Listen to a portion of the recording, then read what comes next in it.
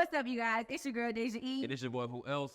And we are back for another episode of Culture or Clickbait. We take the hottest topics in sports, entertainment, and music and determine whether it's for culture or simply for clicks. And Deja, let's do this episode a little bit different. All right. This episode, to me, is largely for the culture. It's a couple clicks in there. You ain't got your nails. It's a couple clips in there. But let's talk about this rap beef. Deja, where we starting out at?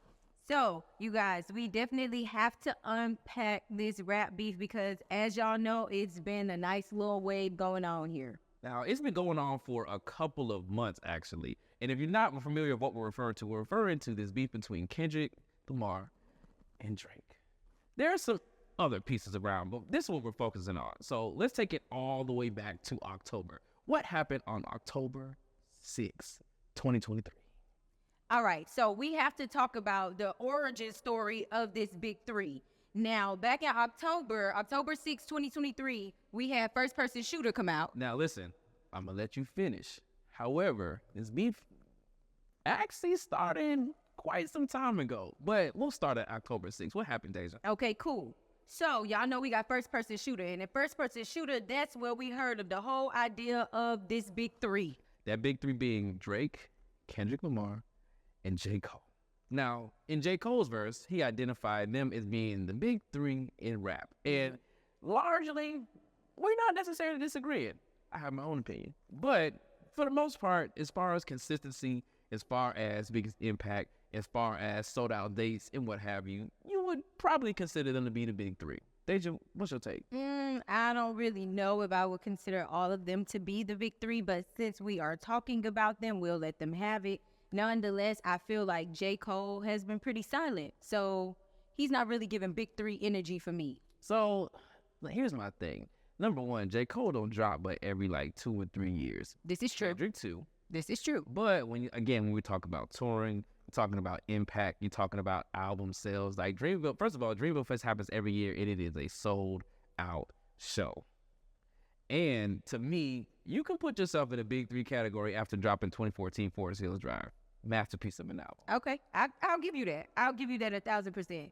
But something that's not very big three like of J. Cole was him deciding to come out and apologize and then disappear. So in March 2024, we also had Like That come out.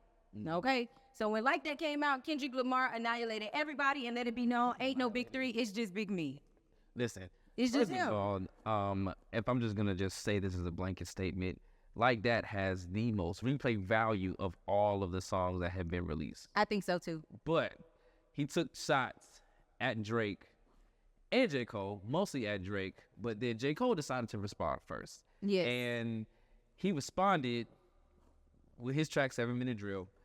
I actually liked the track. However, he was a little bit inaccurate. He maybe have jumped off the bridge or the porch a little bit too early on that track. Yeah. And I think, honestly, 2 reasons. 1, I think that he got pressure to take it down because he was inaccurate. 2, honestly, I do really think J. Cole is working on himself. So at Dreamville Fest, he decided to issue an apology and has gone missing ever since. I feel like J. Cole's response was an emotional response, and that's probably why he decided to take it down, honestly. And that might be some of the inaccuracy that you hear in it. I think that, like you said, he felt pressured to have to respond because after just calling them the big three, and then one of them calling you out saying, nah, we ain't no band, it's just me. Yeah. It's not a one band, one sound type of vibe. Yeah. So I feel like he took it down and apologized, all because it was an emotional response. And y'all know, y'all as men don't like to stand by y'all emotional responses. Put us in this. Just saying. Listen, first of all, it's part of the growth process. First of all, he had that Might Delete Later project already ready to go. He got pressured to respond because he knew that was coming out. So yes, it was premature. He got pressured to do it. He probably shouldn't have dropped it, which is why it got removed from all the streaming platforms so far. Because 1, it didn't fit with the album, but we're not going to get into that. Listen, J. Cole, I still rock with you, my boy, but we can sit this one out. Let's go ahead and talk about the real beef between Drake and Kendrick. All right, so now that J. Cole has dismissed himself from the chat, we have to talk about Drake. So but just a little under 2 weeks, 13 days to be exact, if y'all follow Academics Tracker, but 13 days, Drake dropped his track, Push-Ups, in response to Kendrick, and also taking a couple shots at a couple different names, which, I mean, listen, y'all heard the track. Y'all know who he took shots at. Y'all know who responded.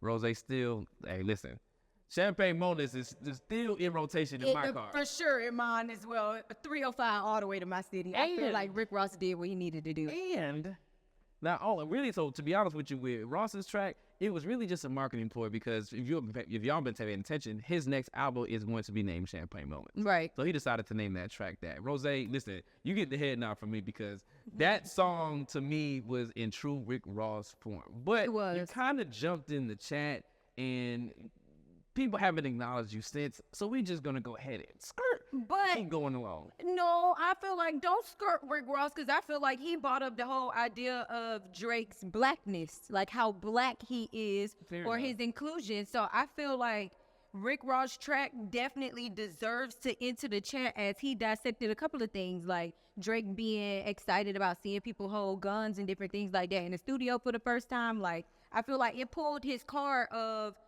how you became so hard, how you went from Aubrey to like. That is a very fair point.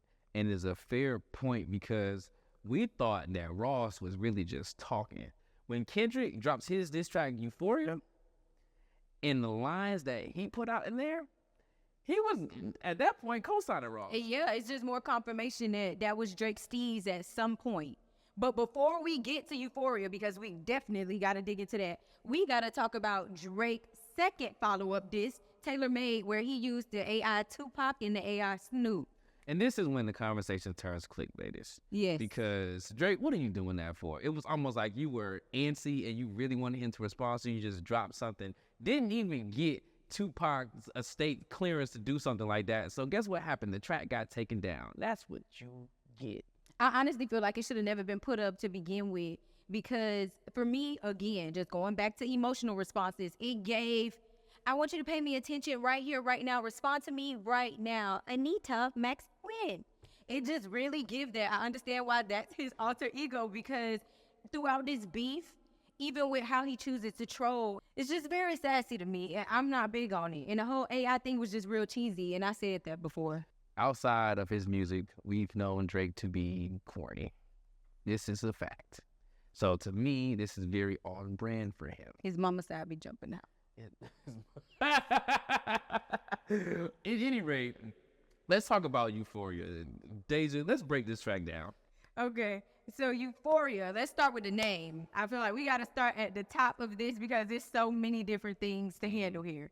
Euphoria. So if you guys know, Drake is the producer of Euphoria, which came out on HBO Max, and it hyperly sexualized a bunch of teenagers in high school with them doing a lot of drugs and just a bunch of different things going on. So the whole idea of Kendrick naming this diss track Euphoria was very like on brand. And it was a euphoric type of track, at least the beginning of it, with him using the sample of Teddy Pendergrass's Latest and Greatest.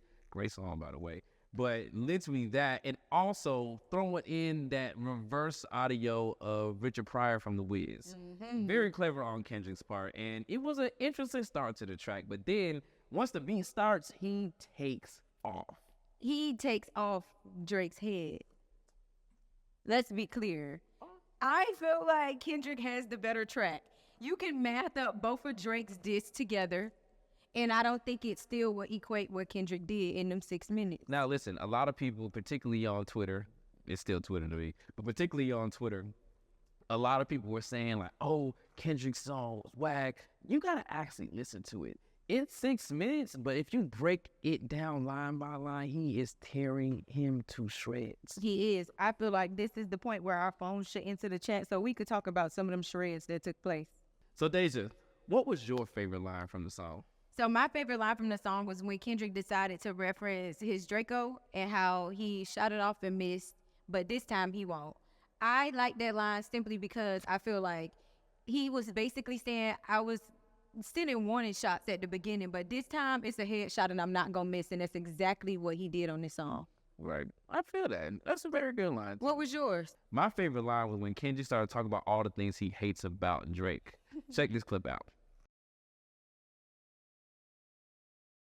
The reason I like that track so much is because it is a cultural reference for a lot of different shows. One of my favorite shows, The Boondocks, when you see Riley sitting at that table and he just goes down all these things that, you know what I'm saying? Like, listen, and then that's not the only time that's been referenced. So to me, big ups to Kendrick, because if you just look through the entire track, it's a lot of different references, a lot of cultural references, a lot of things that you got to have the mental capacity to want to go look up, which is why, again, I'm personally going to give Kendrick the thumbs up on this one. I think that he took this one home. But we want to know what y'all feel like in the comments. Go ahead and drop down below who you think won this round of the beef and what y'all think Drake going to come with next.